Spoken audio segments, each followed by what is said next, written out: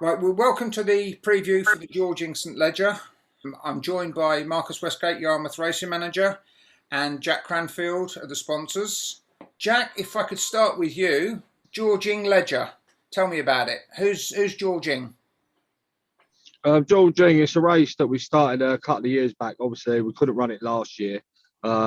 This year is the actual third running of the event. It was set up in memory of my granddad. He wasn't a big dog man himself, but we always had family located in Yarmouth, and we always used to love to go to the dogs. Not so much him himself, but when he passed away and I started getting into the game, I thought it'd be a nice thing to obviously bring the family together and honour an event and an evening on his behalf, really. So that's why it's called the Georging Ledger, and hopefully we can build it up and it'll be a legacy and it'll be a competition to thrive on in the future. Yes, of course. Now I know your company, Quick Call, your big sponsors at Yarmouth. What kind of company is Quick Call? We're a national property maintenance company, carry out large scale refurbishments or literally just simple maintenance tasks, just for managing agents and blue chip clients. Okay, and where are you based?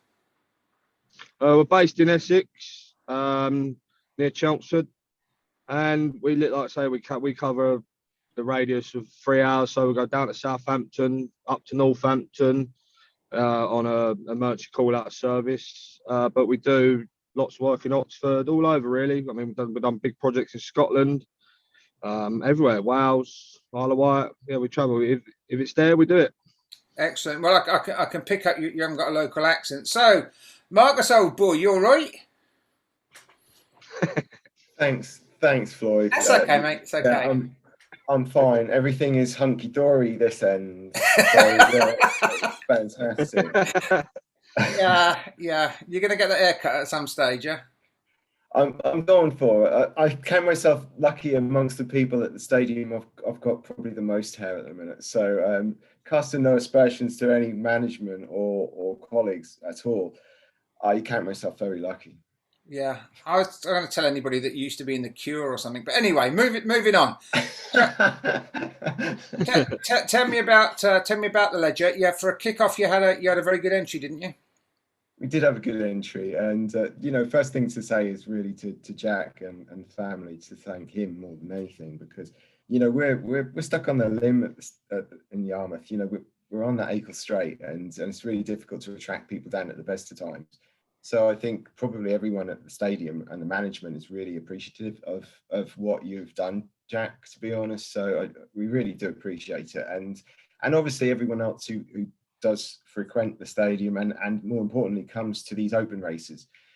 We don't have many, so in this case I think it's really worked, and I'm so looking forward to that final.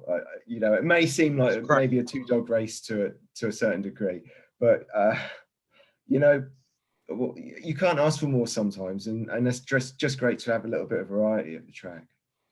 Yeah, I mean, obviously, I've been going to Yarmouth since way before you were born, I think. But the locals have always appreciated. Obviously, they mainly get the derby, but I can remember, I think Dunmurray Mutt that used to run was a Haringey dog coming up and running in a match race at Yarmouth all those back in the mid-70s. Dunmurray Girl and so many really, really good dogs, and the locals always turned out to see them. Before we sort of talk about the find itself, Jack, I gather you're an owner as well, aren't you? Is it with John Mullins?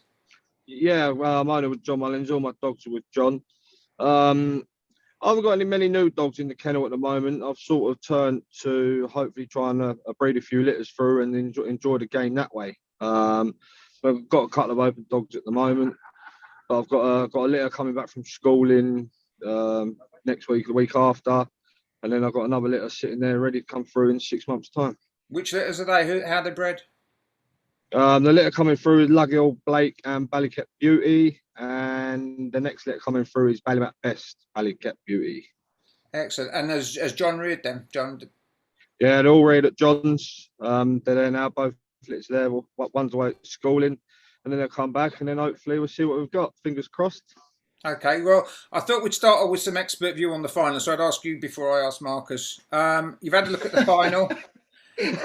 Cheeky. I think I'm just here to be punched in the face, more or less. This Pretty is what it much, is, pretty isn't it? much. So, Jack, looking at the final, do you see it as a two-dog race, or how do you see it developing? I mean, predominantly you'd look at it and you can see the two outstanding acts, and some people may look at it as a sort of match race. To me, I love Blue Tick George. I think it's a class act, very classy dog. But the question for me is can he break the way he did again? And for me, I think Bowshine, I think she can come away a bit better, and I think she's improving every week. And for me, I mean, if George is out in 3, I mean, he pinged out of 4, and went at Yarmouth in them sprint boxes. For me, traps 3 and 4, they are the pingy boxes. So it's all on the break for me. I think if he pings out, it's game on. And I think if Bowshine can nip up, obviously Rail's well, got every chance. But I think Bowshine's got a better break in her. And I think that will prove vital, in my opinion. I mean, the 2-dog could actually hold Bowshine to the bend, in my opinion. It's got a bit of early about it, so that might play in George's favour. But I mean, the Puma, Burgess Puma, I don't think you can discount that. I mean, he's a nice dog, and I know there's been a bit of money for it as well. So I'm just looking forward to it. It's a cracking event. Yeah, it's funny how it's worked out that certainly on times, all the paces on the inside, isn't it, from the semis, the 1, 2, and 3. It is. Yeah, exactly that. I mean, it would have been interesting if the dogs were drawn, even more interesting if the dogs were drawn the other way around. And but all the places on the inside. But sometimes, as you know, like, you have to wait and see how it plans out. Okay, Marcus, if you'd have been selecting these dogs, obviously we've got 4 railers and 2 middles. Would you have put them in that kind of order if you'd have been running as a graded race?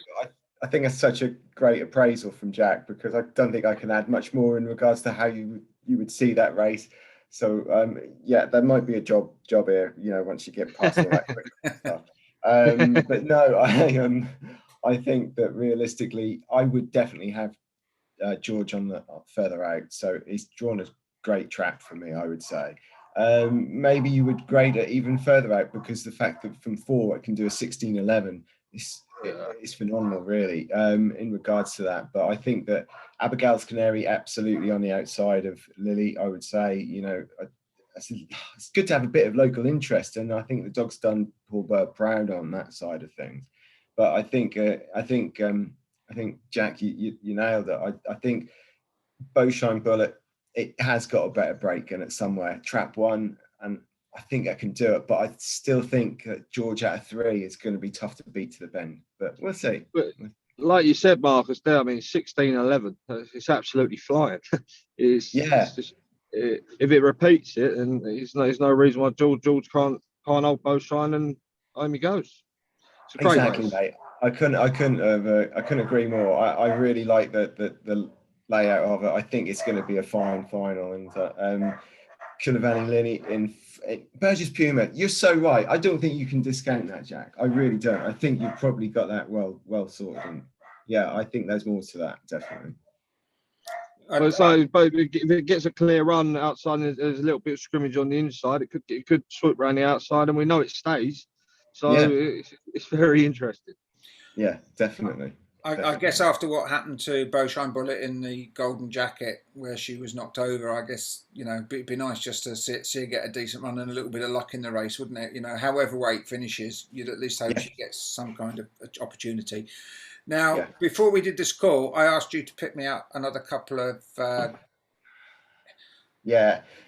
opens, Marcus.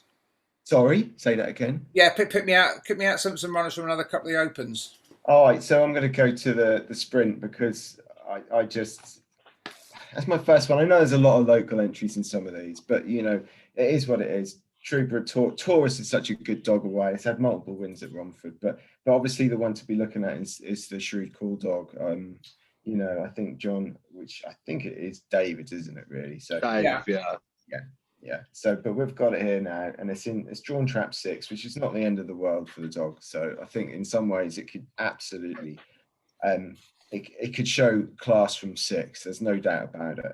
You're looking at iCal's Rocco, another one of John's on the inside there.